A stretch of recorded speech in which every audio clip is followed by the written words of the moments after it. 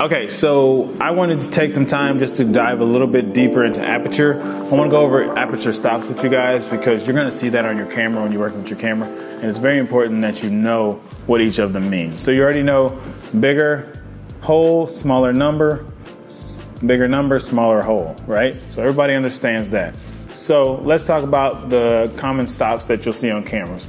So first we're going to start with the full stops, and I am referencing a chart behind camera, so if you see me looking away, that's what I'm doing, just to make sure I don't miss anything. There's a lot of information coming out, so I'm going to start with the full stops. So our first full stop would be 1.0. That's going to be a big boy. A big one is going to let in a lot of light. Then after 1.0, the next full stop would be 1.4. And then after 1.4, it's f2. Then after f2 is f2.8. Then the aperture is slowly getting smaller and smaller. After f2.8, you'll see f4 as a full stop. Then f5.6. Then you'll see f8. You'll see f11, f16, and then f22. And then after you go through those, you'll have what they call half stops, which are f1.2, which is in between f1.0 and f1.4.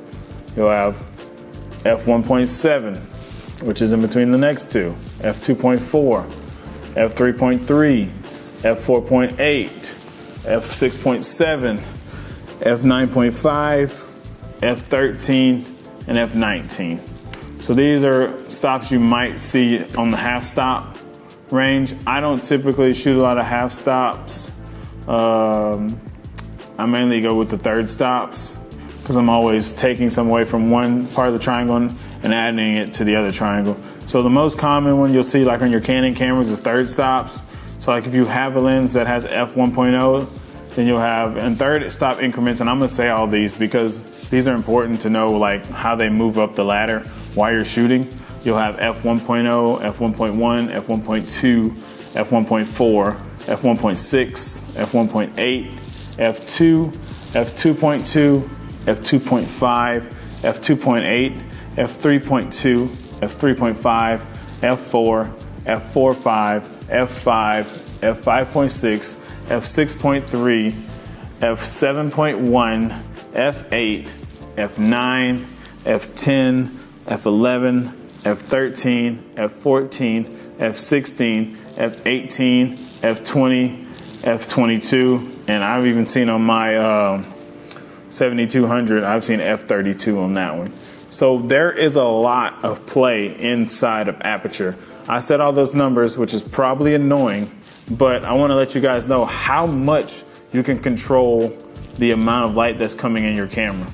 And what you will see a lot of times on some lenses is they have a variable aperture on the lens. So if you zoom in, the aperture will automatically go to like for instance, the most common one I see is f3.5 to f5.6 variable aperture, which means when the lens is zoomed all the way out, as wide as it can go, you can get f3.5. That's the lowest you can go.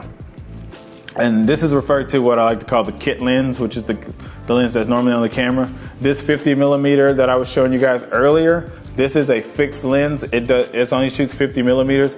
If I want to zoom in with this lens, I literally zoom in with my legs, if that makes sense. So I have to walk close to zoom in, I have to walk back to zoom out. So the 50 millimeter is a fixed lens, and its widest aperture is 1.2. So with that being said, a variable aperture lens is a lens that can move in, so you can be at 50 millimeters, and then you can zoom into 70 millimeters, and if you need to back out, you can back out to 24 millimeters. That would be a variable zoom lens, a variable aperture lens. So the variable kit lenses will have what we like to call f3.5, like I said earlier, to f5.6. So when you're zoomed all the way in, maybe towards that 70 or 80 side, you're going to be at f5.6, which is a lot down the line from f3.5. So you'll have to compensate either ISO or shutter speed for the amount of light that you lost when you zoomed in. This part of the course is probably getting a little bit more to the advanced side, but after you go out and you hit surface level with that first part of aperture I put in, I want you to come back and visit this and kind of go a little bit deeper after your knowledge base gets a little bit better. And we'll go more in detail in an advanced class or an intermediate class where I'll actually do like demonstrations of me taking photos with a model or something like that, to where you guys can see how much out of focus this thing drops. We can, I think the best thing is probably either with the Coke bottles or Dominoes to see it, but we can definitely set that up. Maybe have some illustrations attached to this course so you can kind of see it as well. But I wanted you guys to really understand the difference between the stops.